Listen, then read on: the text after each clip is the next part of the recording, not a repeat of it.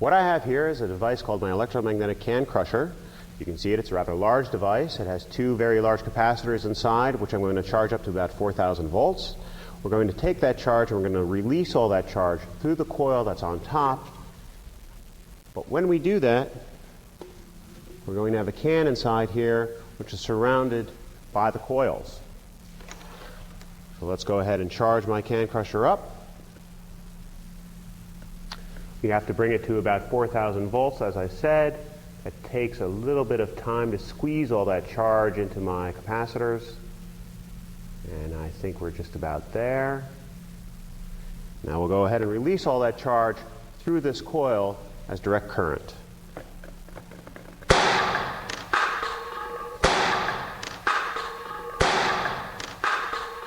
The result is a crushed can. You heard the violent sound of all the charge being released through the coil. What happens, we'll explain in a second.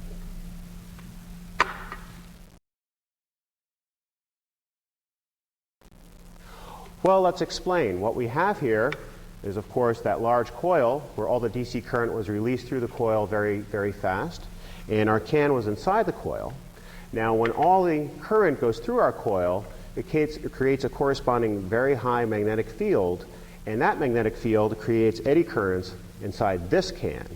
This can's eddy currents want to oppose this current and magnetic field that is created in this first coil. So the eddy currents in here actually move away from the magnetic field of the first coil and bring the can with it to crush the can. And so we have a nice crushed can. If you have enough charge in here, we'll actually take the can, split it in two, and throw both pieces one way and the other.